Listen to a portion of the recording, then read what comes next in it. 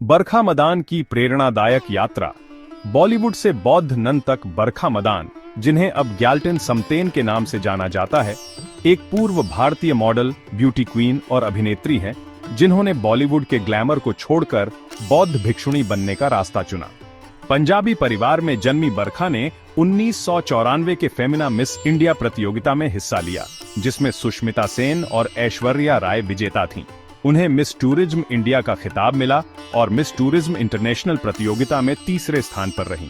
1996 में उन्होंने अक्षय कुमार और रेखा के साथ ब्लॉकबस्टर फिल्म खिलाड़ियों का खिलाड़ी से बॉलीवुड में डेब्यू किया। सफलता के बावजूद बरखा ने चुनिंदा काम करना पसंद किया और विदेशी फिल्म ड्राइविंग मिस पालमैन में भी अभिनय किया। 2003 में राम गोपाल वर्मा की हॉरर फिल्म भूत में उनके भूत के किरदार ने उन्हें काफी प्रशंसा दिलाई। उन्होंने गोल्डन गेट LLC नामक प्रोडक्शन कंपनी शुरू की, जिसने सोच लो और सुरखाब जैसी समीक्षकों द्वारा प्रशंसित फिल्में बनाई। बौद्ध शिक्षाओं से प्रभावित होकर नवंबर 2012 में बरखा ने अपना ग्लैमरस जीवन छोड़ दिया और बौद्ध भिक्षुणी बन गई। उन्होंने अपना नाम बदलकर ग्याल्टन समतेन रख लिया। चलिए जानते हैं उन्हीं से उनकी यात्रा बॉलीवुड की चमक धमक से आध्यात्मिकता के मार्ग तक के परिवर्तन की प्रेरणादायक कहानी है। What were the biggest challenge you faced when you transitioned from your material life, Bollywood कहूँ जो भी कहूँ वो वाला से लेकर के becoming a Buddhist nun, तो ये क्या क्या मतलब what type of challenges you face इसी में थोड़ा सा ये सवाल हमेशा ही मुझसे पूछा जाता है, लेकिन बॉलीवुड करियर छोड़ना मतलब मुझे कोई बड़ी बात नहीं है कि हम लोग सिर्फ अपना जीवन, अपनी लाइवलीहुड या अपने करियर से ही नहीं जीते हैं ना।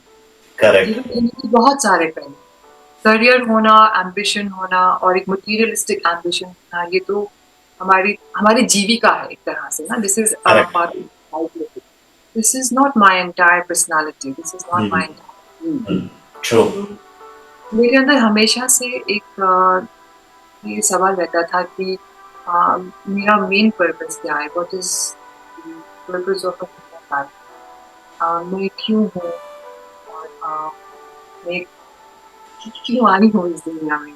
सिर्फ नाम या अच्छा जीवन जीने के लिए नहीं हो सकता, कुछ और किसी की भी पॉपुलैरिटी कोई बहुत लंबे समय तक नहीं। वो तो है। अगर आप देखें तो मिस इंडिया का ताज आज सर पे है, फिर अगले ही साल वो उठाकर किसी और के सर पे रख दिया जाता है। करेक्ट। तो क्या उस वक्त मैंने सोचा तो क्या अब हम सब लोग जिनके सर पे एक किताब था, क्या हम सुंदर नहीं है?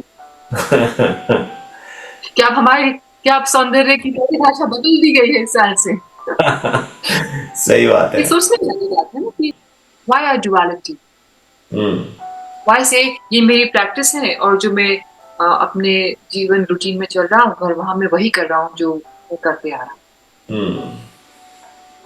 यहाँ मैं प्रैक्टिस में मैं शांत, मैं कोलिग्स के पास गया तो जाते ही बॉस की बुराई करती हूँ। यहाँ मैं एकदम शांत हूँ, मैं चांटिंग कर रहा हूँ। फिर आउटिंग पे गया वाइफ के साथ या हस्बैंड के साथ गई तो फिर क्रिटिसिज्म शुरू हो गया, कुछ कलेश करना शुरू कर दिया आपस में, या कुछ एक्सपेक्टेशन ज्यादा ही बढ़ा ली।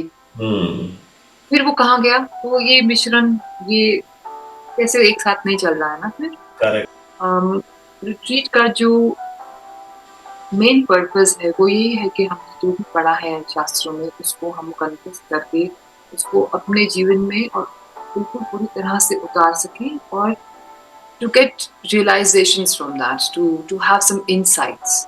So the basic इसको कहते हैं fivefold महामुद्रा। महामुद्रा हुआ कि आप अपने अंदर जो हम कहते हैं कि each and every sentence has the Buddha nature. Hello viewers, welcome back to my YouTube channel spiritual talk. और आज एक स्पेशल गेस्ट है मेरे स्पिरिचुअल टॉक में आध्यात्मिक वार्ता के लिए, और वो जो हैं बहुत रिनाउंड एक्ट्रेस रही हैं फिल्म इंडस्ट्री की, टीवी इंडस्ट्री की। मैं आपको सबसे पहले उनसे इंट्रोड्यूस कराता हूँ। उनका नाम है जी Barkha Madan. Well known face. Barkha ji, सबसे पहले आपका बहुत बहुत धन्यवाद है कि आपने समय निकाला, इतना अपना जो टाइट शेड्यूल आपका रहता है वहां से समय निकाल के आप ने मुझे दिया। काफी लंबे टाइम तक चेंज करने के बाद जो है हमारी मीटिंग शेड्यूल हुई है इस पॉडकास्ट के लिए, उसके लिए सबसे पहले आपका बहुत बहुत धन्यवाद। और इस पॉडकास्ट में मैं आपका हार्दिक स्वागत करता हूं। थोड़ा सा मैं अपने व्यूअर्स को बता दूं, बरखा मदान जी जो है एक फेमस एक्ट्रेस रही हैं और 1996 में एक अक्षय कुमार की मूवी आई थी खिलाड़ियों का खिलाड़ी, उसमें इनका अभिनय रहा। इसके अलावा भूत जो राम कुमार वर्मा की उस टाइम की बड़ी फेमस रही, वो मूवी थी। और इसके अलावा सुखराब जैसी जो है महत्वपूर्ण मूवियों में आपने काम किया और साथ में सुखराब आई थिंक आपने को प्रोड्यूस भी करी। इसके अलावा कई फेमस टीवी सीरियल्स में आपने काम किया, जैसे 1857 क्रांति जिसमें रानी लक्ष्मीबाई का किरदार आपका था। इसके अलावा जो है सपना, इसके अलावा सात फेरे और जैसी महत्वपूर्ण कई टीवी सीरियलों में आपने काम करा। ये कुछ नेम मैं यहाँ पर व्यूअर्स के लिए लेना चाहता हूँ। इसके अलावा आपने मिस इंडिया कॉन्टेस्ट में भी पार्टिसिपेट किया, जब जो है ऐश्वर्या राय एंड सुष्मिता सेन उसमें थी। और इसके अलावा आपने मिस टूरिज्म इंटरनेशनल में भी आपने पार्टिसिपेट किया और ये मलेशिया में हुआ था। तो ये सारी बैकग्राउंड आपका रहा और इसके बाद ये सारी जो लेगेसी है, ये जो सारी आपकी जो अचीवमेंट थी बॉलीवुड की, इसको पीछे छोड़ते हुए she has embarked a spiritual path as a Buddhist nun and now popularly known as Gyalten Samten. मैं पूछूंगा इस नाम का मतलब कैसे और क्या है, ये भी इस पर भी बात करेंगे। तो आज आप जो है एक spiritual guide inspiring countless individuals with her journey of transformation and teaching of mindfulness and peace।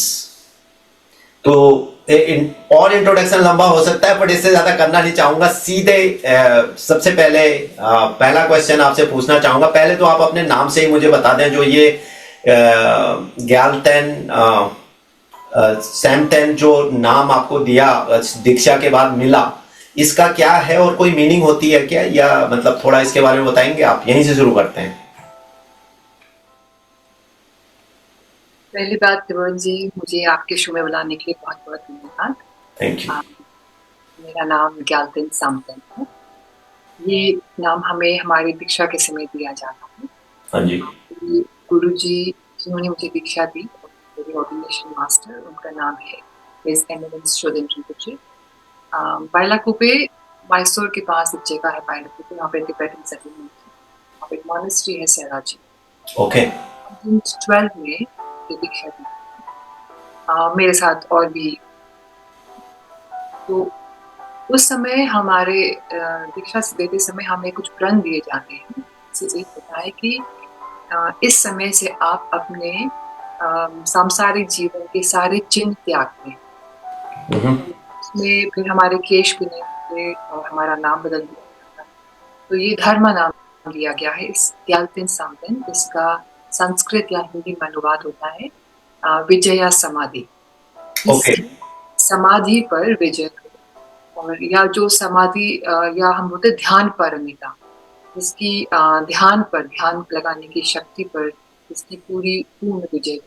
तो ये इस तरह से नाम दिया जाता है। और ये नाम हम नहीं चुनते हैं, ये जितने भी गुरु हैं ये देते हैं। और ऐसी मान्यता है कि ये जो नाम है ये हर व्यक्ति विशेष की जो उनके लिए एक एस्पिरेशनल नाम है, ये इसको प्राप्त करें, या इन्हें इस चीज को पाने की इनके अंदर एबिलिटी है, या ये इनकी अंदर कोई एक तरह से छिपी हुई जो हम कहते हैं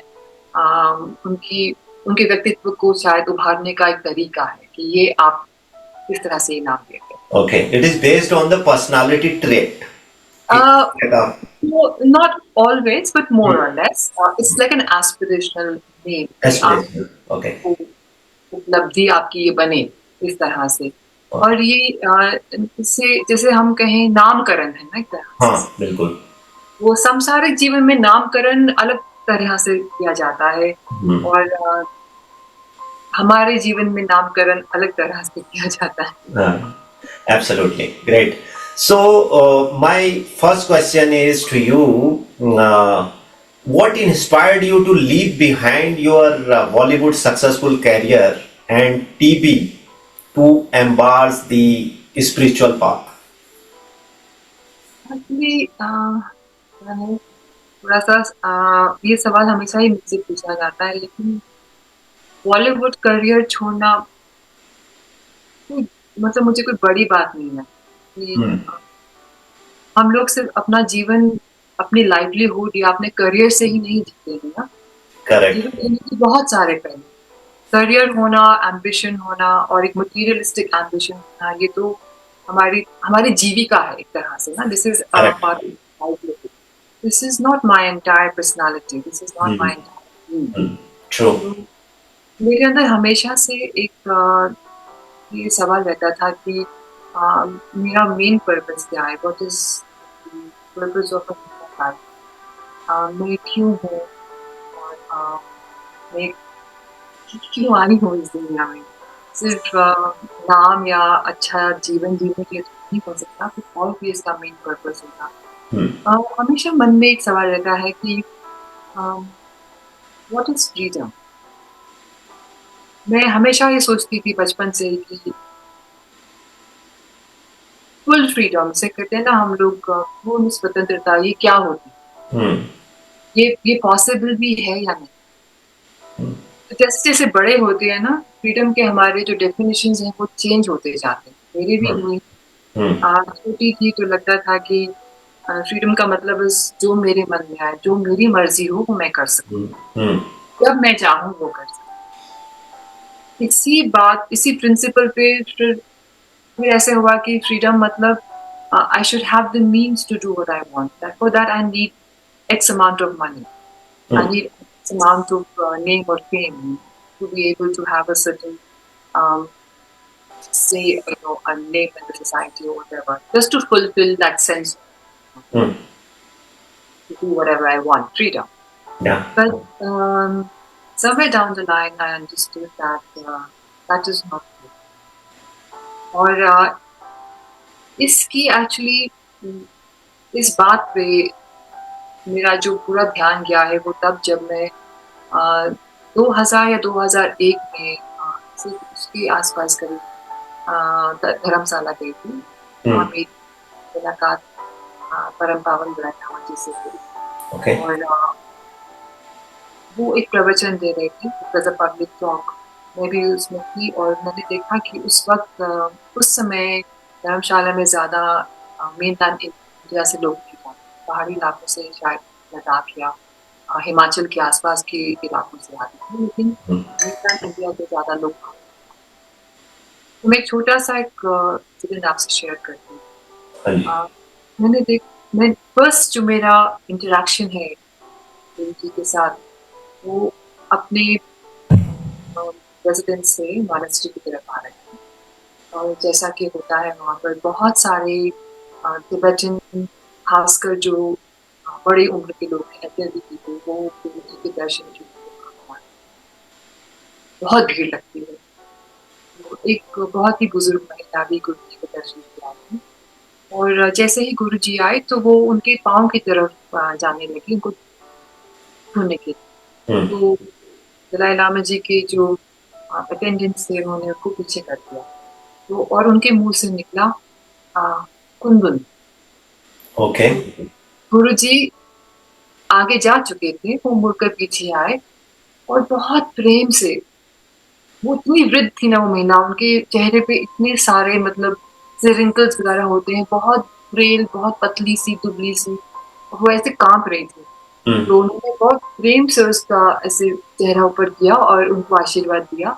और मैं साइड में थी उनके बैठे हुए, मैंने नजारा देखा तो मेरी आंखों में आंसू थे। उन्होंने मेरी तरफ भी देखा और बड़े प्रेम से मेरे सर पे ऐसे किया। ये जो मैंने उस वक्त अनुभव किया उसको तो मैं कभी भी शब्दों में बयान नहीं कर सकती। ये इतनी करुणा, इतना प्रेम और एक गुरु के लिए इतनी श्रद्धा, इतना भक्ति भाव। अगर आप उस वृद्ध महिला को देखते तो आप समझ सकते थे कि वो किस तरह से इतना दूर का जो एक सफर है वो तय पहाड़ी सफर, बहुत ही पहाड़ी सफर तय करके हाँ। और बहुत मेरे लिए ना एकदम मन भावक सा वो पूरा दृश्य था। और उस प्रवचन में गुरु जी ने बात करी दो बेसिक कॉन्सेप्ट्स की, बुद्ध धर्म के मेन कॉन्सेप्ट, एक करुणा और एक बुद्ध जी। और जब मैं उन्हें सुन रही थी तो उसमें गुरु जी ने इस बात पर कहा कि हमें लगता है कि इस जीवन में हमारे पास संपूर्ण स्वतंत्रता है और हम यही समझते हैं कि बड़ा पैसा, बड़ा नाम, ज्यादा पावर, चाहे वो किसी भी प्रकार की हो, चाहे वो पॉलिटिकल हो या किसी भी और किस्म की पावर हो, लगता है कि बस जितना ये मिलेगा उतनी मेरे पास फ्रीडम है, उतना मैं ज्यादा शक्तिशाली। लेकिन अगर आपको अपने गुस्से के ऊपर कंट्रोल, अगर आपको अपने ईगो के ऊपर कंट्रोल, अगर आपको इस बात पे कंट्रोल है कि आप तय कर सकें कि आपकी मृत्यु कब और कैसे, और आप ये तय कर सकें कि आप किस जीवन में दोबारा आना चाहते हैं। तो ये बात सोचने वाली है ना। सोचकर बिल्कुल ऐसे हो गई कि क्या ये कोई तय कर सकता है कि वो उसकी मृत्यु के वक्त वो कैसे होगा और वो दोबारा जन्म अगर लेना चाहे तो किस रूप में लेगा, क्या ये मुमकिन भी? Is it even possible to think how will I die? तो ये सारे जब चीजें उस प्रवचन में मैंने सुनी तो मुझे एक बहुत ही अलग किस्म का एक पर्सपेक्टिव मिला कि जो मैं सोच रही थी वो कितना ही बचकाना है। इसमें किसी किस्म की कोई मेच्योरिटी नहीं है कि अच्छा मेरा तो फ्रीडम का बड़ा ही बचकाना सा डेफिनेशन था।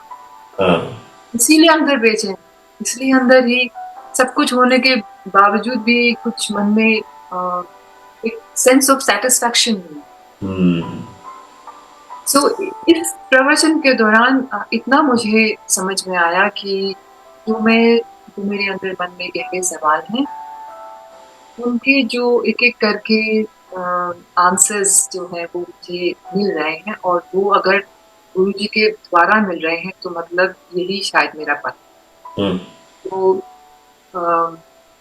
बोधिचित्त पे अगर मैं गुरु जी की प्रवचन की कुछ बातें रखना शुरू करूं तो आपका ये जो सेशन सही बात है, पूरा निकल जाएगा और इंटरव्यू की जगह प्रवचन बन जाएगा, तो उसे किसी और दिन करेंगे। लेकिन उसका मूल सिर्फ यही है, जो उसका मूल सिद्धांत है वो यही है कि हम जो बुद्ध बनने की जो ये कोशिश, एक चेष्टा कर रहे हैं वो सिर्फ अपने लिए नहीं पर वो संसार के हर जीव के लिए, for all sentience. So may I become a Buddha for the welfare of all sentience. Okay, great. तो ये आप अपने आप में सोचिए कि कितना ही बड़ा एक अल्ट्रुइस्टिक थॉट है। फिर उसमें करुणा सिर्फ ये मेरे साथ अच्छा कर रहे हैं तो मैं इनके साथ अच्छा व्यवहार करूंगी उस तरह से, वो वहाँ का रूप सामने वाला चाहे बुरा भी कर रहा है लेकिन मेरे भी उसको कभी कोई बुरा ख्याल या कोई नेगेटिव थॉट नहीं। ये बहुत बड़े भाव हैं ह्यूमन बीइंग के लिए, और ये होना ही सबसे बड़ा रीजन है अगर if you want to be a good human being. लेकिन बहुत मुश्किल है क्योंकि जो इंसान की थोड़ा ईगो होती है ना, वो सबके अंदर होती है, चाहे जो भी जैसा भी मर्जी हो, वो थोड़ा बहुत ईगो होती है जिसकी वजह से इंसान वो अहम में जी रहा होता है। तो दैट इज द रियलिटी। और ये भाव आना ये एक बहुत बड़ी अचीवमेंट है। It's not easy task, practice के बाद भी नहीं आएगा, बट वो स्टेट आपका माइंड का आ जाना ये बहुत बड़ी बात है। तो मैं आगे बढ़ता हूँ अगले क्वेश्चन की तरफ। तो थोड़ा सा आपके चाइल्डहुड और फैमिली बैकग्राउंड इसलिए समझना चाह रहा हूँ कि what was the spirituality Was there any spirituality a part of your upbringing? घर का कैसा माहौल था? How it was? Just to try to understand that. तो मेरे पिताजी इंडियन मेरे बताया और मेरे पूरे घर का माहौल आज Hmm. नाना जी मेरी तो 3 अंकल्स तीनों मेरे कज़न फिलहाल आगे के सब है। तो इससे आप अंदाज़ा लगा सकते हैं कि घर का माहौल काफ़ी डिसिप्लिन थोड़ा स्ट्रिक्ट और actually I would say full of love for the country and ethical upbringing, very very strong ethical upbringing, very disciplined upbringing.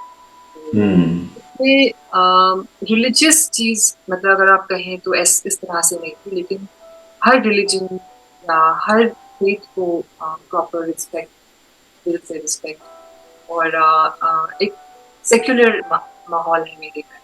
मेरी मम्मी थोड़ी माता जी थोड़ा ज़्यादा रिलीजियस तरीके से तो, लेकिन उनके भी ऐसा नहीं कि अगर मैं ये फॉलो करें तो आपको भी यही फॉलो करना है। तो इस प्रकार की पूरी एक फ्रीडम थी कि आप अपना जिस तरह से चाहें वो जीवन जी सकते हैं। तो मुझे शायद घर से सबसे बड़ा सपोर्ट अगर मैं कहूँ मेरी स्पिरिचुअल लाइफ में जो मिला है वो यही है कि इस बात की एक छूट है कि आप अपनी सोच समझ से अपने मन के अनुसार जो आपको पद सही लगे आप उसको पूरी रूप से जिए। तो उसमें किसी तरह प्रकार का कोई रिलीजियस ऐसे बंधन नहीं था। बहुत ही डेमोक्रेटिक सिचुएशन है घर में। ये बहुत ही पॉजिटिव स्ट्रॉन्ग सपोर्ट है। Very good. And when you adopt this Buddhism, how was the support from your family? It was good, you said. I mean, how they look at basically अपने बच्चे को देखते हैं ना कि आप नन बन गए और मटेरियल लाइफ से कट ऑफ हो गए, तो मतलब थोड़ा तो बच्चों के लिए एक रहता है ना इमोशंस दैट इट वाज। वो इमोशंस तो बहुत ही नेचुरल और बहुत जायज कॉमन, जैसे हर पिता को रहता है कि उसकी बेटी की शादी हो। करेक्ट। पर वो ये भी समझ रहे थे कि मेरा इस लाइफ का रुचि वो ये समझ रहे थे कि मैं ज़्यादा अपना समय खाली समय जो है एक समय के बाद मतलब जब मैंने 2001 में धर्मशाला में जब ये प्रवचन किया उसके बाद में कंटिन्यूसली वहाँ जाती थी 10 साल। वो ये देख रहे थे कि मैं अपनी हॉलिडेज या मेरे पास जो स्पेयर टाइम होता है नहीं भी होता है तो उसको निकाल के मैं ज़्यादा समय यहाँ व्यतीत कर रही हूँ। वो एक आइडिया तो लग गया था कि एक सांसारिक जीवन में शायद पर फिर भी एक उम्मीद तो बंदी रहती है। करेक्ट। 2012 में ऑर्डिनेशन अपेक्षा से एक रात में एक्चुअली एक बात मैंने अपेक्षा की सेरेमनी से कुछ घंटे पहले ओके एक रात पहले तो मुझे ही मालूम पड़ा था कि कल सुबह शादी था। तो मैंने मेरी मदर से कहा था सेरेमनी में और वहाँ जो मेरी गुरु थी उन्होंने मुझे कहा कि आप इच्छा ठीक है आप ये कर सकते हैं नामाज़ों पर तो वो कह रहे हैं ये जो मैं बात काम कर रही हूँ। तो मेरी मदर एक दीक्षा लेने से पहले थी कि आप अपने परिवार से अगर आप मैरिज हैं तो अपने पति या पत्नी से आप अनुमति लें फिर आप इस तरफ आए एज अ प्रोटोकॉल। करेक्ट। मैं चाहती हुई थी मैंने गुरु से इसे याद करने कहा था जब उन्होंने मुझे कहा कि आप कल ही सुबह ये करें टाइम जिस समय बिल्कुल आपके लिए सबसे अनुकूल और सबसे ऑस्पिशियस रहेगा शुभ रहेगा कल का। तो मेरे मन में बस 2 ही सवाल खुशी इस बात की थी कि मुझे और सवाल दो से मैंने उनसे आग्रह किया कि एक तो मेरी कल्चर था जिसको मैंने फोटो यूज़ करा था, मेरा उनके साथ प्रोडक्शन कंपनी के साथ मेरा कॉन्ट्रैक्ट है, तो कभी भी फोटो यूज़ हो उसका प्रमोशन करो। दूसरा मैं चाहती थी कि मेरे खाना था इस खुश रहें और मुझे दिल से आशीर्वाद दें। हमारे जीवन में ऐसे बहुत सारे काम करते हैं, फर्जी जान के काम हमसे बिना, और वो बेचारे प्यार में हाँ हाँ कर देते हैं, रूठ भी जाए तो बाद में मान जाते हैं। पर मैं चाहती थी कि ये डिसीजन ऐसा है कि जिसके लिए वो मुझे दिल से आशीर्वाद। हाँ, कन्विक्शन के साथ आपको बोले, करेक्ट। मुझे मन में जरा सा भी अगर उनको होता कि नहीं ये तो मुझे भी चुभता रहता कि हाँ, इतना डिसीजन जो मैं लेने जा रही हूँ उसमें उनकी सहमति। तो ये मेरे लिए सबसे बड़ी कहूँ तो खुशी और ब्लेसिंग की बात है कि इससे बड़ा आशीष क्या होगा कि आपके एक्चुअली आपके इस डिसीजन के साथ है। तो उन्होंने फ़ोन पे मुझे कहा कि अगर आपके गुरुजी कह रहे हैं कि आपके लिए सही बात है, तो देर किस बात की है? Very good. तो एटलीस्ट आपको मॉरल सपोर्ट मिलना बहुत जरूरी है, बिकॉज अदरवाइज बहुत बड़ा चैलेंज है, इतना आसान नहीं। मेरा अगला क्वेश्चन वही उसी से रिलेटेड था एक्चुअली।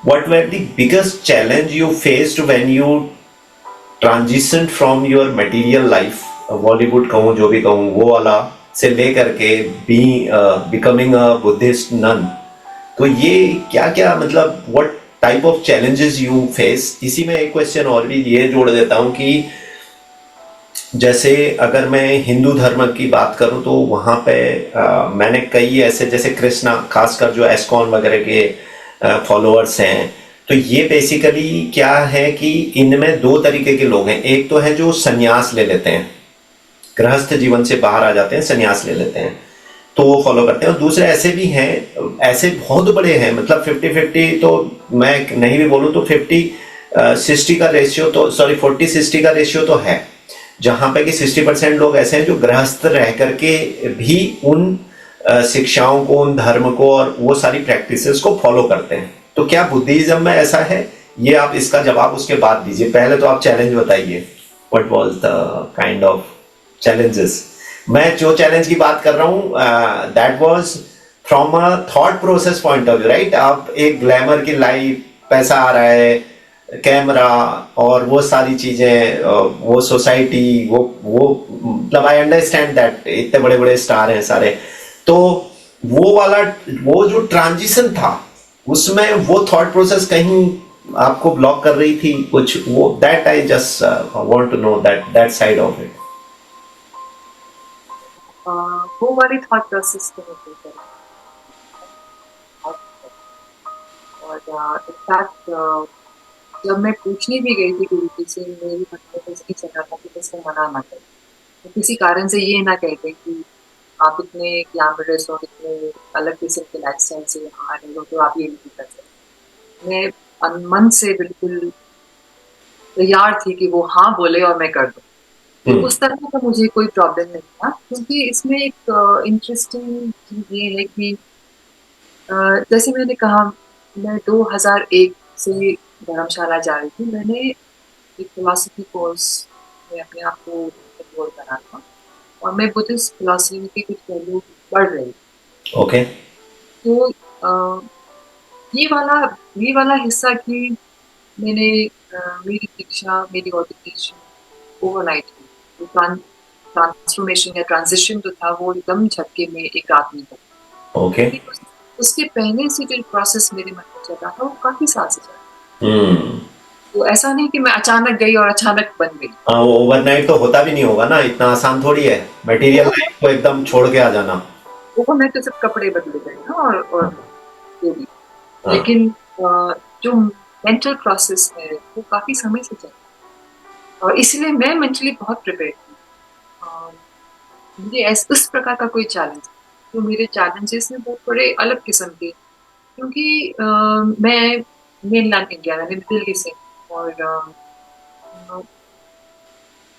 कोई और नन उस वक्त नहीं थी। हम्म। दिल्ली, मुंबई, शहर से, मेनलैंड इंडिया से कोई और भिक्षुनी नहीं नहीं थी उस वक्त। अभी भी बहुत कम है, ज्यादा नहीं आ रही है से। और तो मेरा चैलेंज ये था कि मैं जब संघ में गई, बुद्धा धर्म संघ, जब मैं मॉनेस्ट्री में गई तो लैंग्वेज वाज अ चैलेंज, क्योंकि वो लोग वो मुझे वो लैंग्वेज, लेकिन लामाजो पर मुझे ब्लेसिंग्स, उन्होंने मुझे कहा कि मुझे ग्रामती में रखने की जरूरत है। मैं अपनी पढ़ाई एक सेंटर में रहकर किसी गुरु जी के अंडर डायरेक्टली कर सकती हूँ, एक इंटरप्रेटर के साथ। तो जितने भी महागुरु हैं वो सब तिबेटन में ही ज्यादातर बोलते हैं, प्रवचन देते हैं। अभी थोड़ा चेंज हो गया है, अभी तो बहुत सारे देशों में, लेकिन जितने भी हमारे ट्रेडिशनल, खासकर जितने रिम्पोचे लामाज हैं वो ज्यादातर तिब्बतन लैंग्वेज में। मुझे इस तरह की दिक्कत होती थी। मैं इंग्लिश या संस्कृत पढ़ सकती हूँ, फ्लुएंटली बोल सकती, तो ये मैं किस तरह से उसको अभी पढ़ूँ, क्योंकि दलाई लामा जी के यहाँ पे जो टीचिंग्स होते हैं और उनको हम FM ट्रांसलेशन में सुनते हैं। अच्छा, okay. Translations Hindi, English, French, German, Russian, ऐसी बहुत भाषाओं में हिंदी में होना अब कुछ सालों से ओके हिंदी में नहीं होता था, क्योंकि वहाँ आते नहीं। मेरा जो सबसे बड़ा एक रोड ब्लॉक कह सकते हैं वो लैंग्वेज रहा। अब थोड़ा कम हुआ है, मेरी अभी भी इतनी अच्छी नहीं है कि मैं उसमें खाने किताबें पढ़ सकूं, लेकिन अभी बहुत सारी ट्रांसलेशंस, तो अब मेरे लिए काफी आसान। दूसरा कि आप जिनके साथ उठ रहे बैठ रहे हैं वो आपके कल्चर से बहुत अलग है, उनका खान पान बहुत डिफरेंट है। ये नहीं था कि अरे मुझे खाने को ये इस तरह का ही नाश्ता चाहिए, इस तरह का ही भोजन चाहिए। मुझे तो ये हो रहा था कि वो लोग नमकीन चाय पीते हैं। अच्छा, okay. That is a first difficulties obviously. तो भी एकदम ऑपोजिट है ना। और ऐसे चाय बहुत कम पीती हूँ, लेकिन जब मैंने पहली बार ही चाय पी तो मेरे मुंह में ही रुक गई। गया नहीं होगा, वो नीचे ही नहीं उतरा होगा। मैं सोचूं कि और वो टीचिंग में हम जब सुबह बैठते हैं, गुरुजी के जब प्रवचन होते हैं मंदिर के बाहर ही, हमें चाय और खाली वहाँ मिलता है, तो जैसे कि हमारा एक छोटा नाश्ता जैसे। तो दिया उन्होंने, और मुझे भूख लगी हुई थी, सुबह 6:30 नाश्ता था, जैसे ही मुंह में डाला उसको मेरे तो यही उतर तो मैं आसपास देखूं तो सभी लोग बड़े आराम से पी रहे हैं। देखिए उनकी कितनी श्रद्धा है, वो उसको प्रसाद की तरह ग्रहण कर रहे हैं और मैं मन में लेके बैठी हूँ कि चीख मैंने इशारा करके उनको बुलाया भी, जिन्होंने चाय दी मुझे, तो उन्होंने कहा क्या और चाहिए? मैंने कहा नहीं नहीं और नहीं चाहिए, शायद इसमें नमक डाल दिया गया गलती से। तो देख रहे हैं बाद में समझ में आया नमकीन ही की जाती है। तो इस तरह की छोटी छोटी चीजें, पर मुझे लगता है कि ये दिक्कतें नहीं है, ये तो एक ट्रांजिशन का कल्चरल चेंज है, शिफ्ट है वो, कि वैसा था पहले हम ये करते थे जो हम नॉर्मल लाइफ में करते हैं, उससे एडिशनल चीजें आ जाती हैं। हाँ जी, मुझे इसमें ऐसा कुछ नहीं लगा कि हाँ ये क्या हो रहा है, ये लिटिल हिकअप्स, नथिंग। तो ये हर जगह होगा, आप चाहे अपना प्रोफेशन चेंज कर ये, क्योंकि अब इसमें एक चीज मैं आपको बताऊं, हम लोग आर्मी के बैकग्राउंड से आते हैं, तो चेंज, अडेप्टेबिलिटी, नई जगह नए लोग के साथ बैठना, जल्दी उनके साथ मिल जाना, ये एक बहुत अच्छी चीज हमारे अंदर आ जाती है।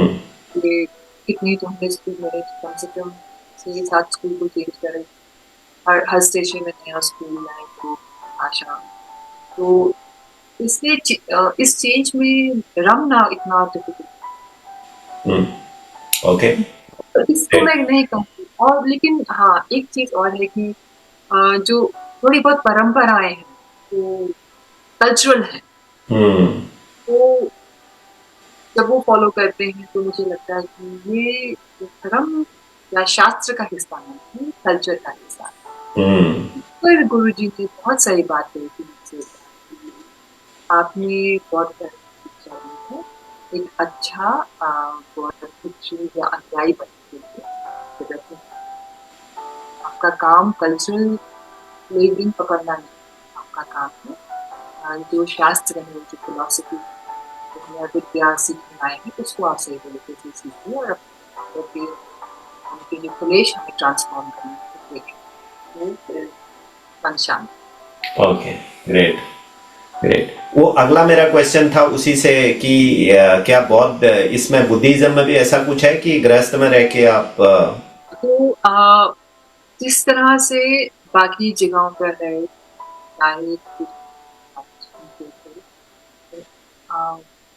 यहाँ पर भी है कि आपको भिक्षु या भिक्षुणी बनना जरूरी है। आप वो सारे शास्त्र, सारी साधनाएं सब आप कर सकते हैं, पढ़ाई कर सकते हैं। आप फिलोसफिकल आजकल तो डिबेट भी कर सकते हैं। हमारे शास्त्रार्थ होते हैं वो पहले सिर्फ भिक्षु और भिक्षुणी बनने के लिए रखे होते थे प्रैक्टिस। आज की तारीख में उसको हम जैसे कहते हैं ले पीपल के नाम से पार्टिसिपेट करना है। तो उसमें ऐसा कोई वो नहीं है कि आपको शास्त्र पढ़ने के लिए भिक्षु या आप अपने जीवन में थोड़ा समय निकाल के उसको पढ़ सकते हैं। और आप मेरे पीछे जो देख रहे हैं ना इस वक्त हाँ मोनेस्ट्री का वो पीछे वो मॉनेस्ट्री है लामा। और नीचे की तरफ जो आप यहाँ देखते हैं घर, वहाँ गांव, और गांव से इतने सारे लोग आते हैं पूरी मंदिर का देखरेख करते हैं। ये लद्दाख का है ना ये?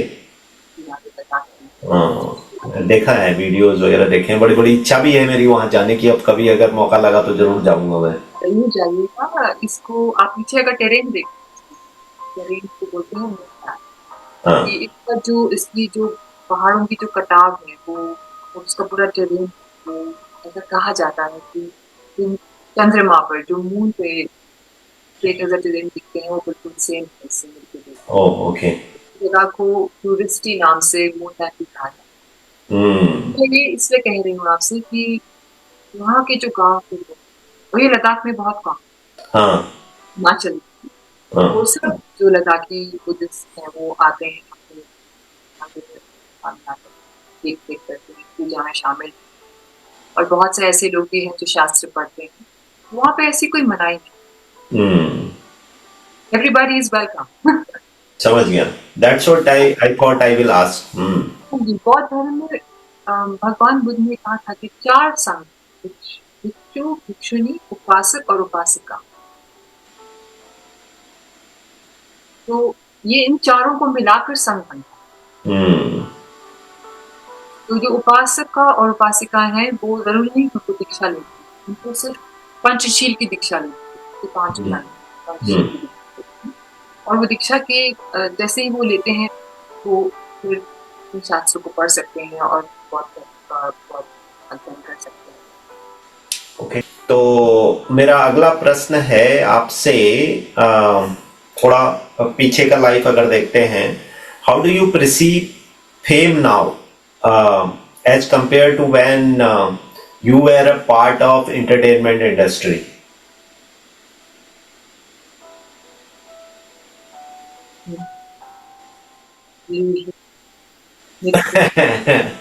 Today and that मतलब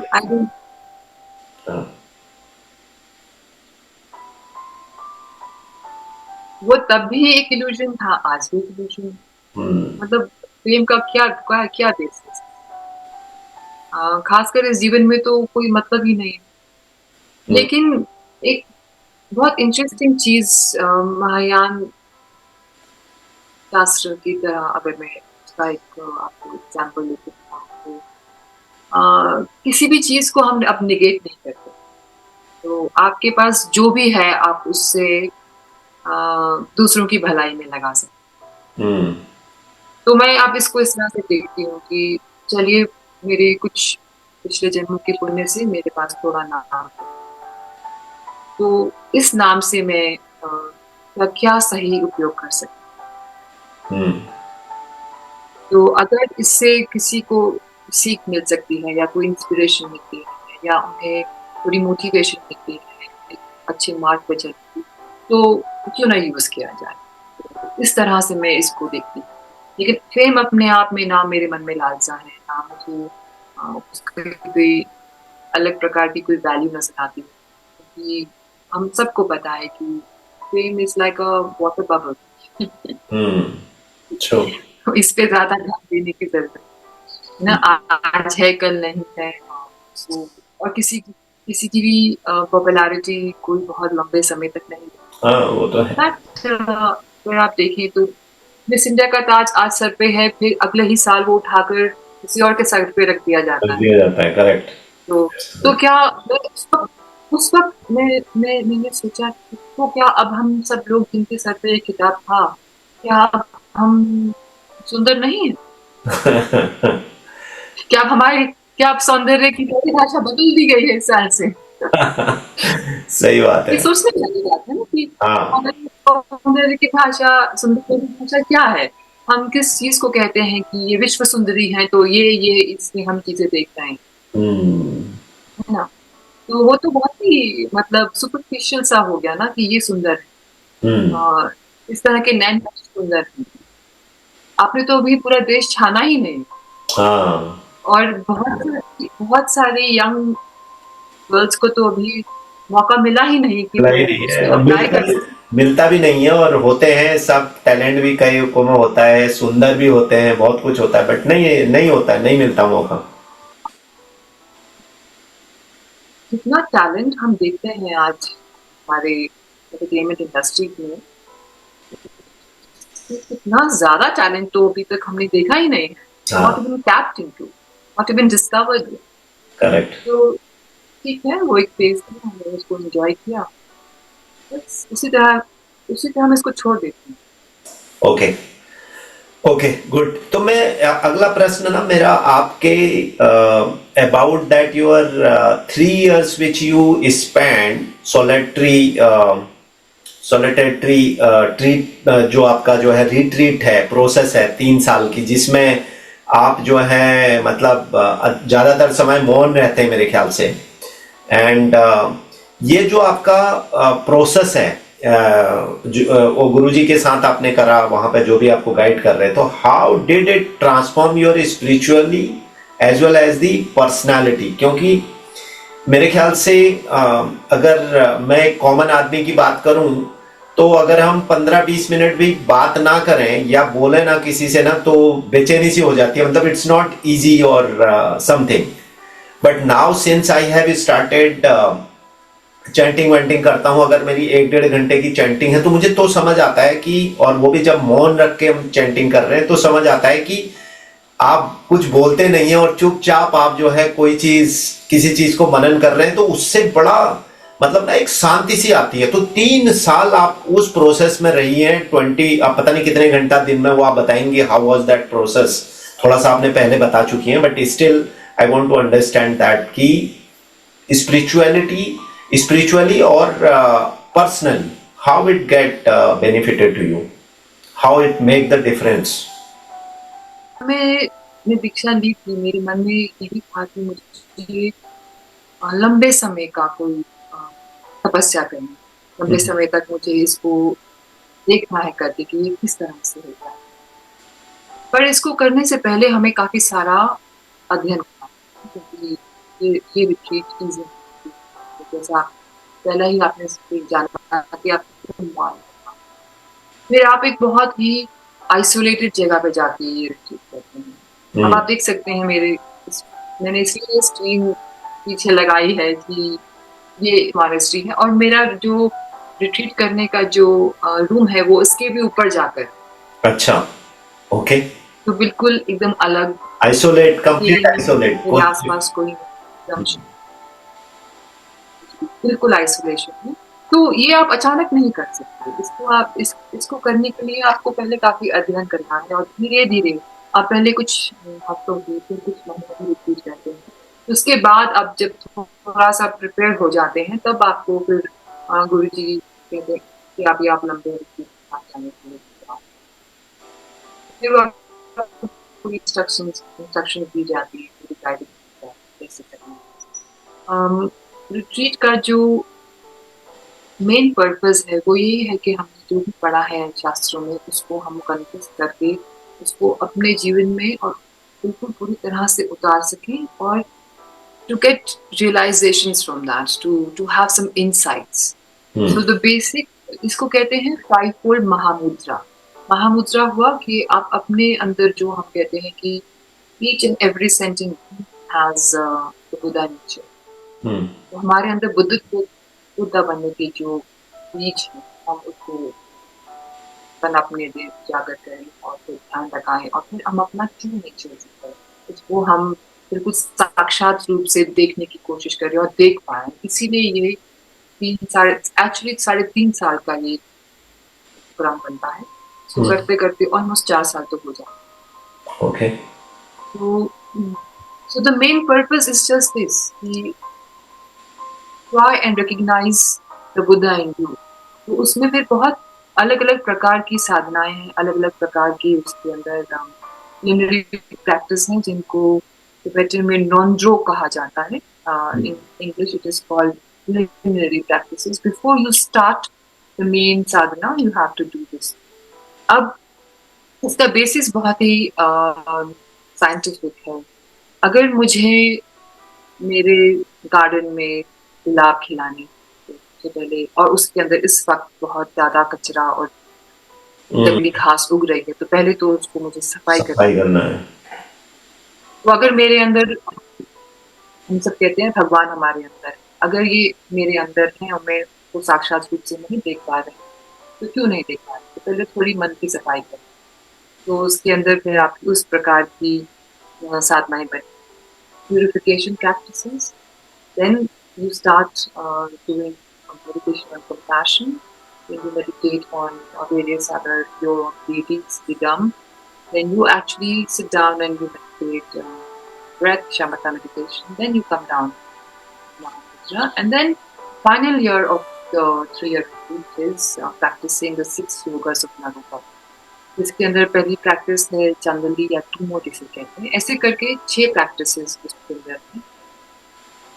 बाय द टाइम आप उन 3 साल में ये सारी साधनाएं करके बाहर निकल जाए, आपके अंदर मन में एक असीम शांति की अनुभूति होना। तो बहुत ही हम कहते हैं, गुरु जी जैसे कहते हैं कि बहुत ही गुड हेल्दी साइड इफेक्ट है कि मन आपका एकदम शांत रहता है, आपको ज्यादा बहुत जल्दी बाहर एक्सटर्नल चीजों से बेचैन,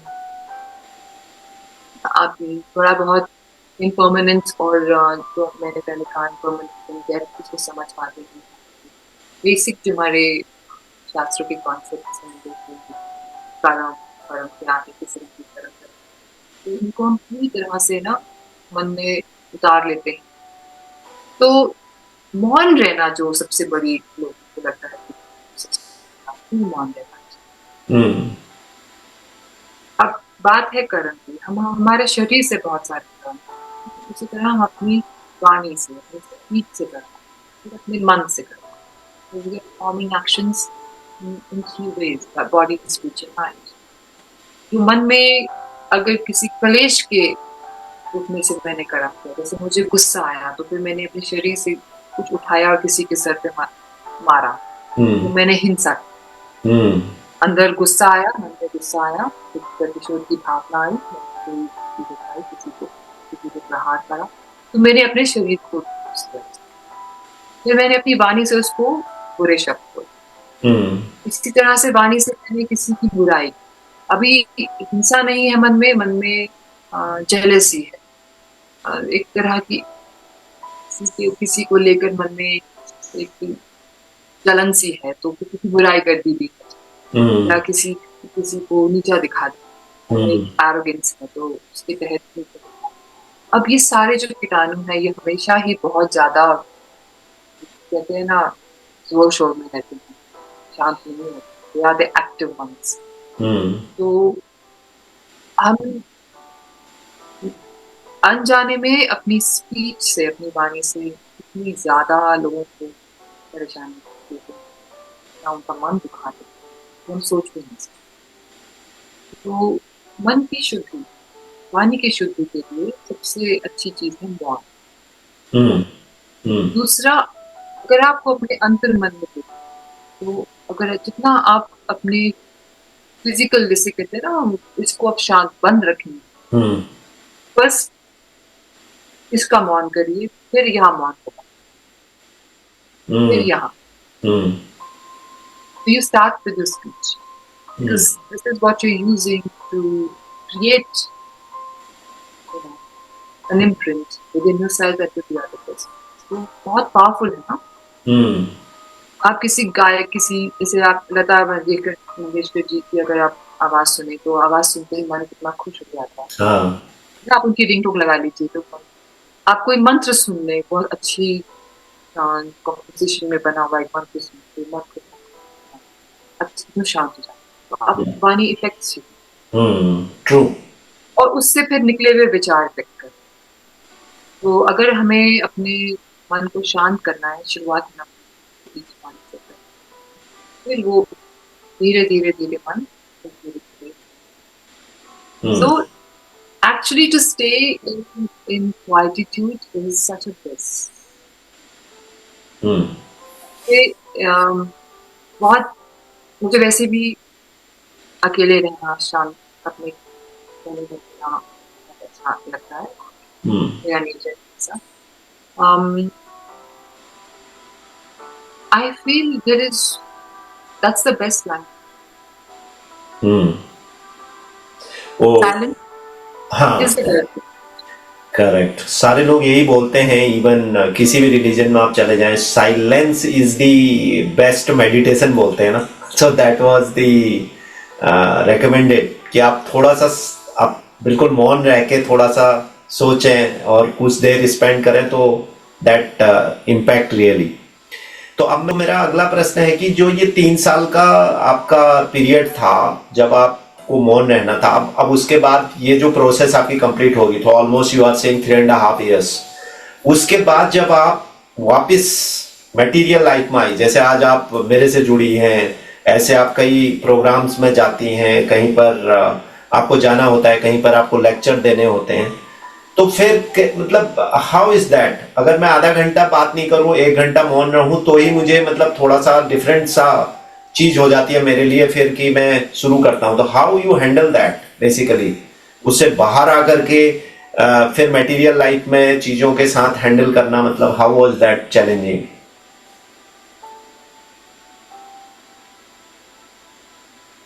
शुरू में तो था, मेरे बहुत दिनों तक ठीक था, बहुत दिनों बाद तक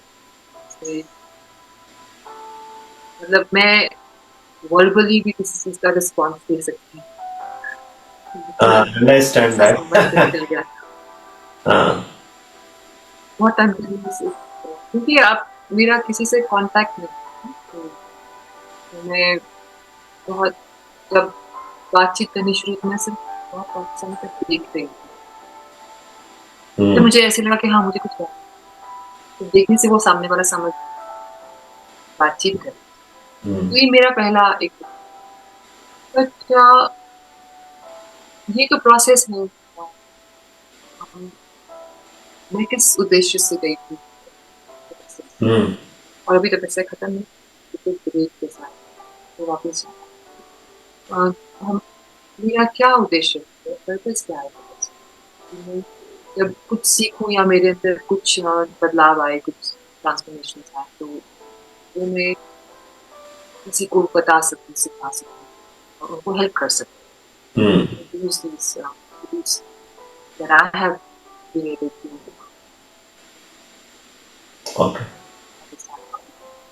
So अगर यही है मेन पर्पस, लोगों की मदद सिखा पाना या आपको हेल्प करना है इसका, तो बैलेंस मैं कोशिश करती हूँ अपनी पूरी practice as it is follow करती हूँ। बहुत समय मेरे दिखना, जैसे अभी हम बातचीत कर रहे हैं, आपने खुद ही कहा कि बहुत समय लगा हमें, ऑलमोस्ट 1.5 years के बाद रिस्पॉन्स आया। वो तो अलग ही था, क्योंकि वो समय तो मेरे पास कोई हाँ, तब तो आप उस प्रोसेस में थे, तो सवाल ही नहीं होता है आपके पास। तो you are out from worldly life, right? So आपके पास तो कोई एक्सेस ही नहीं होगा मोबाइल एंड दैट थिंग्स। बहुत ही रेयर रेयर जाती है। लेकिन आने के बाद भी ज्यादा बातचीत, ज्यादा जितना हो सके अपना काम प्रैक्टिस करते, और जहाँ बहुत ही जरूरी, तो use your time mindfully, wise. और बातचीत भी किस तरह की, किस टॉपिक पे हो रही है, ऐसे बेवजह बैठे क्या कहते हैं ना, गप्पे लगाना, गॉसिप। गॉसिप। अब आप बताइए, मुझे मेरी पुरानी जो जीवन शैली से छोड़े हुए 13 years हो गए। हाँ, अब मैं ज्यादा उसके बारे में, ज्यादा उसमें कितना बदलाव आ गया होगा ना, हाँ, वजह से मैं क्या ही गॉसिप कर सकती एब्सोल्युटली हूँ, जान, और मुझसे कौन क्या गॉसिप। ट्रू। तो तो एक वो चीज है। और नहीं नहीं, आप कंप्लीट कीजिए। और दूसरा कि हाँ, जैसा मैंने कहा कि पब्लिक डोमेन में अभी जाना, और मैं इसमें भी थोड़ा, जहाँ पर मुझे लगे कि हाँ सही में, सही में मायने में यहाँ पर लोगों को लाभ होगा, इसलिए ज्यादा मुझे पब्लिक डोमेन में ओके। क्यों? क्योंकि आपके पास भी समय नहीं है और आपका अपना दूसरा चीज है। वैसे तो बात करने में आपसे बड़ा मजा आ रहा है। I want to speak lot of things, but I would not ask many question now. I will just, last question मेरा ये है कि ऐसे यूथ जो आज की तारीख में मिसगाइडेड यूथ है, या मैं कहूं कि वो लॉस्ट है इन देयर मटेरियल लाइफ में, लॉस्ट है ये तो मैं नहीं कहूंगा, बट मैं ये कहूंगा कि मटेरियल लाइफ में भी जो जो मैंने अभी डिस्कस किए, जिस तरह के इश्यूज हैं, ये लोग अगर जो है स्पिरिचुअल लाइफ को, if they want to follow the spiritual law, spiritual path को, if they want to seek the spiritual path, उनके लिए आपकी क्या एडवाइस होगी और कहां से उनको शुरुआत करनी चाहिए? क्योंकि हर आदमी इस इंटेंस प्रोसेस की, रिट्रीट की प्रोसेस में तो जाना उसके लिए पॉसिबल नहीं, बट क्या ऐसी कुछ चीजें हैं जो डे टू डे लाइफ में वो करेगा तो he will be in a better shape? Complete होगा नहीं होगा नहीं पता, बट एक बेटर शेप में होगा। ये ना बहुत ही मतलब tricky सा सवाल। एक इंसान को क्या करना चाहिए कि वो इस तरह की सस्ते के साइकिल से ना घुसे। क्योंकि इस संसार का जो मेकअप है ना, वो सफेद। भगवान बुद्ध का पहला प्रवचन क्या था? जब उन्होंने सबसे पहला टीचिंग दी थी, क्या नाम थी, क्या थी? यही थी, दुख। दुख। ये समझना बहुत जरूरी है, और कितने प्रकार के दुख होते हैं। फिर उन्होंने कहा दुखों के कारण होते हैं, और तीसरा, इन दुखों का निवारण है, युद्ध है उसका, और फिर वो कैसे प्राप्त किया जाए उसका पूरा पथ है। तो ये 4 आर्य सत्य। अनफॉर्चुनेटली हर किसी को आज की तारीख में एक क्विक फिक्स है। आपका दुख क्विक फिक्स से तो नहीं होके आया। वो आप आज जिस मेंटल स्थिति में है, वो धीरे धीरे धीरे धीरे बन के वहां है। अगर किसी को मान लीजिए एडिक्शन, वो एक दिन लत नहीं लगता। जो एक लंबा पीरियड है, कुछ प्रोसेस बना होगा। उस लंबा प्रोसेस को आप चाहते हैं कि ऐसे खत्म कर दिया जाए, कैसे होगा? बहुत ही अनरियलिस्टिक एक्सपेक्टेशन है ना कि मेरे सारे दुख एक झटके में, थोड़ी देर में, एक सेशन में, एक मेडिटेशन सेशन में, नहीं वो तो नहीं। तो मंगलवार मैंने प्रसाद बताया इस तरह से खत्म हो जाए, या मैंने इतने रोजे रखे तो ऐसे खत्म हो जाए, तो ऐसे कैसे होगा वो? तो ये बात जाननी बहुत जरूरी है कि अगर आप आज डिप्रेशन में हैं तो उसके ट्रिगर्स, उसके कारण वो साइकिल बहुत पहले से शुरू हो चुका है। कम से कम इतना धैर्य रखें कि अगर आप कोई भी प्रोसेस शुरू कर रहे हैं, चाहे वो मेडिटेशन हो, चाहे वो चैंटिंग ऑफ द मंत्र हो, चाहे वो चर्च में जाकर गॉस्पेल पढ़ना हो या फिर कुछ भी हो आपके, या आप किसी दरगाह पे जा रहे हैं, आपका कोई भी बात हो, आप उसको सच्चे दिल से थोड़ा समय दीजिए। ये क्विक फिक्स वाले आइडियाज में मत जाइए कि मैंने कुछ देखे अभी recent wellness retreat 13 days something days, उसमें थोड़ा योग, थोड़ा उसमें मेडिटेशन, थोड़ा अच्छा खाना और बहुत सारे पैसे लेकर फिर आपको एक अच्छी जगह ले जाकर रिट्रीट कराना ना। और फिर ये समझ आप, वो अच्छा है, मैं उसकी बुराई नहीं करती, क्रिटिसाइज, वो एक अच्छी शुरुआत है, लेकिन उसको वो 13, 15, 16 दिन करने के बाद कंटिन्यू करेंगे, छोड़ देंगे और ये एक्सपेक्ट करेंगे कि मैं जब इससे बाहर आऊं तो मैं ट्रांसफॉर्म्ड हूँ। वो आपकी शुरुआत है। करेक्ट। असना में भी लोग जाते हैं 10 दिन, बहुत लोग तो बहुत कुंठित होते हैं वहां जाकर, बहुत लोगों को बहुत फर्क पड़ता है, लाइक रिलैक्स्ड एंड काम। जो वहां से बाहर आते हैं तो बहुत उनमें चेंज होते हैं, धीरे धीरे धीरे वापस वही।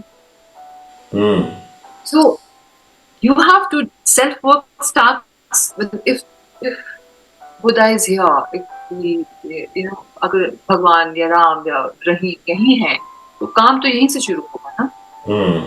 और आप अपने इस ट्रांसफॉर्मेशन जर्नी को कितना समय देना चाहते हैं? दिन के 10 मिनट, 15 मिनट, 5 मिनट, 2 मिनट? और आप अपने किसी भी बुरे एक्टिविटी को कितना समय देते हैं? अब मैं इसको बुरा नहीं कहती हूँ, बट ये एक लत ही है ना कि बैठ के आप देख रहे हैं अपना फोन, तो देखते ही जा रहे हैं, देखते देखते 1 घंटा, 2 घंटा, 3 घंटा, फिर आपने कहा अब तो समय निकल गया, आप पूजा कल करूंगा या ध्यान करने लगा लूंगा। Discipline for that reason. So you need to have, first you have to have the recognition that you are sick, not just physically, medically sick, but here we are all suffering these deaths. Second, to have the recognition, who can I turn to? If you are sick medically, you know you have to go to a doctor. Then the doctor tells you, okay, you go to a specialist or you get these tests done, you know. Similarly, you have to recognize if I'm suffering mentally or emotionally, then there are so many different paths. There's a whole buffet of, there's a supermarket of spirituality right now in this day. Yeah, absolutely. That is true. So please go there mindfully. चाहे आप curiosity से भी जाएं, चाहे आप उसको किसी भी माइंडसेट से जाएं, आप उसको प्रॉपरली, ना उसको वो कितना खरा उतर रहा है जो कह रहे हैं, वो टेस्ट करें प्लीज, को परखें, फिर उस पर आप काम करें और फिर अपने आप को और उस प्रोसेस को समय दें। ये जो क्विक फिक्स वाला माइंडसेट है, 2 मिनट मैगी नूडल्स, ये मत बनाएं अपने स्पिरिचुअल प्रैक्टिस के साथ। मैं तो उनको ये रिक्वेस्ट करती हूँ, there are people in every walk of life, in every faith, who are there to help you, to guide you. You have to follow your path and you must recognize that you need to be on the path. Whether you spend, हाँ, ये तो बहुत ही interesting है, हम बहुत चर्चा कर सकते हैं, कितना % खुश रहना पसंद करें, वो उतने % की आप उसके अंदर, you will get results accordingly. अगर हम ये एक साइंटिफिकली फैक्ट जानते हैं कि हम पूरे दिन का खाना एक साथ नहीं खा सकते, तो हम उसको 3 हिस्सों में खाते हैं। करेक्ट। तो उसी तरह से आपकी प्रैक्टिस भी होनी चाहिए। Why are duality? Why say ये मेरी प्रैक्टिस है और जो मैं अपने जीवन रूटीन में चल रहा हूँ, घर वहां मैं वही कर रहा हूँ जो मैं करते आ रहा हूँ। यहाँ मैं प्रैक्टिस में मैं शांत, मैं कोलिग्स के पास गया तो जाते ही बॉस की बुराई करती हूँ। यहाँ मैं एकदम शांत हूँ, मैं चैंटिंग कर रहा हूँ। फिर आउटिंग पे गया वाइफ के साथ या हस्बैंड के साथ गई तो फिर क्रिटिसिज्म शुरू हो गया, कुछ कलेश करना शुरू कर दिया आपस में, या कुछ एक्सपेक्टेशन ज्यादा ही बढ़ा ली। फिर वो कहाँ गया? तो ये मिश्रण, ये कैसे एक साथ नहीं चल रहा है ना फिर। Correct, absolutely. उसको समय लगता है, क्योंकि हमारी जितनी भी सो कॉल्ड प्रॉब्लम्स है वो हमारी नेगेटिव हैबिट से आ रही है। हाँ, नेगेटिविटी से आते हैं, करेक्ट। हमारी नेगेटिव हैबिट्स को हम पहले अपने मन को टोकना पड़ेगा बार बार। जैसे हमारी मम्मी हमको टोकती थी बचपन में, ऐसे मत बैठो, ऐसे मत खाओ, ये अच्छे मैनर्स नहीं होते हैं, ऐसे मत रखो। जैसे पूजा करने के लिए अगर मंदिर या मठ में जाते हैं तो हमारे प्रीस्ट या हमारे पंडित या हमारे यहाँ पे मंक्स बताते हैं नहीं ऐसे नहीं बैठते, ऐसे बैठते। वो हमें एक तरह से टोक रहे हैं ना, हमारी बैड हैबिट्स को चेक कर रहे हैं। ऐसे आप खुद करिए ना अपनी मेंटल हैबिट्स को चेक। अरे हाँ, I have to stop, I should not be speaking. मैं एक चीज कहती हूँ, if you are using your speech, you should always consider, is it true? Is it necessary? No manipulation, no dishonesty. Yeah, true. Yes, is it needed? क्या ये कहना जरूरी है, अच्छा या बुरा दोनों? बिल्कुल।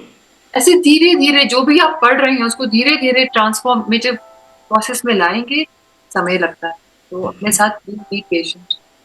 Absolutely great. तो इसी के साथ व्यूअर्स आज का पॉडकास्ट जो है समाप्त करने जा रहा हूँ। बात करने में बरखा जी आपके साथ बहुत मजा आ रहा है, और मजा क्या आ रहा है, लर्निंग बहुत हो रही है, सीखने को बहुत मिल रहा है, और काफी डीप चीजों को समझने की यहाँ पे कोशिश करी मैंने। तो ये टाइम की बाउंडेशन होती है, फिर भी 1 घंटे से ऊपर का पॉडकास्ट हो गया है, but still there are lot of things, and future में कभी अगर मौका मिला तो आपसे फिर कोशिश करूंगा कुछ स्पेसिफिक टॉपिकों पर बात करने की। हालांकि मैं जानता हूं यू आर टू बिजी, और जो आपकी प्रोसेसें हैं वो इतनी कॉम्प्लिकेटेड हैं कि आप वर्ल्डली लाइफ से कई बार तो लंबे टाइम के लिए बाहर रहती हैं, तो आपसे संपर्क ही होना मुश्किल है, बट स्टिल बहुत मजा आया, और व्यूअर्स को भी मुझे ऐसा लगता है कि बहुत कुछ इस सेशन से सीखने को मिला। और इसी के साथ आपका बहुत बहुत धन्यवाद एक बार, नमस्कार, और आप ऐसे ही जो है लोगों को गाइड करते रहें, यही उम्मीद के साथ ये पॉडकास्ट समाप्त करता हूँ। Thank you so much to joining me today. Thank you so much Rohan ji, आपसे बात करके मुझे बहुत अच्छा लगा। और अगला अगर आप सेशन या पॉडकास्ट करना चाहते हैं उसके लिए आपको मैं बैक आना पड़ेगा।